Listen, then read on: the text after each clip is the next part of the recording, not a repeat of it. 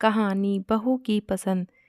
Mummy जी आज इतनी सारी गाजरें क्यों मंगवाई हैं? अरे बहू, निशा और नितिन दोनों को ही गाजर का हलवा बहुत पसंद है। सर्दियां शुरू होती नहीं कि इनकी फरमाइश शुरू हो जाती है। गाजर का हलवा तो माधवी को भी बहुत पसंद था, लेकिन वो संकोचवश अपनी सासू माँ पार्वती जी से बोल नहीं पाई। वैसे भी जब घर में हलवा बनेगा तो खाएंगे तो सभी, यही सोचकर माधवी ने गाजरों को धोकर घिसना शुरू कर दिया। सासू माँ ने अपने हाथों से गाजर का हलवा बनाया। खुशबू इतनी अच्छी आ रही थी कि सब इंतजार कर रहे थे कब हलवा बनकर तैयार हो। जैसे ही हलवा तैयार हुआ, माधवी की सासू माँ पार्वती जी ने भगवान को भोग लगाया। निशा और नितिन किसी छोटे बच्चे की तरह हलवे पर टूट पड़े।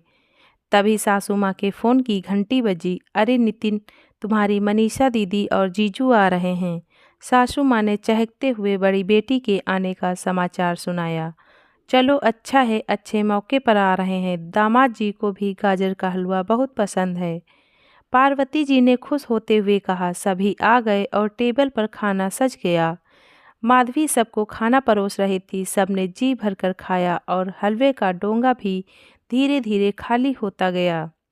अंत में जब माधवी के खाने की बारी आई तो डोंगे में सिर्फ 2 चम्मच हलवा ही बचा था। जब माधवी की माँ हलवा बनाती थी तब सबसे पहले माधवी ही जी भरकर खाती थी।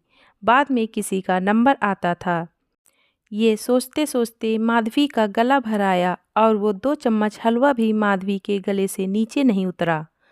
वो बिना खाए ही डाइनिंग टेबल से उठ गई। अगले महीने जब माधवी अपने मायके गई तो माँ ने माधवी की भाभी से कहा, बहू आज सौरभ से कह देना आते समय बाजार से गाजर ले आए।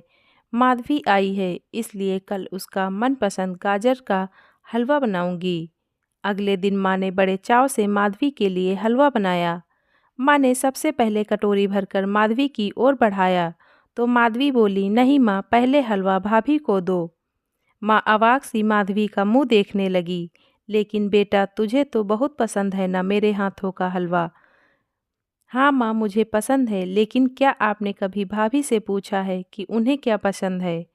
ये क्या बोल रही है तू बेटा? यदि उसे पसंद होता तो वो बोलती ना। नहीं माँ, आज मैंने खुद बहू बनकर जाना है कि एक बहू से न तो उसकी पसंद पूछी जाती है और ना ही वो अपनी पसंद बता पाती है। आप प्लीज़ पहले हलवा भाभी को ही दो, क्योंकि वो भी शायद मेरी तरह ही अपनी पसंद नापसंद हमें नहीं बता पाती होगी। ठीक है बेटा, मैं तुम दोनों को ही पहले परोस देती हूँ, कहकर माँ ने 2 कटोरियाँ भर दी और अपनी बहू को आवाज़ लगाई, स्नेहा बहू आ जा, तेरा हलवा ठंडा हो रहा है। धन्यवाद।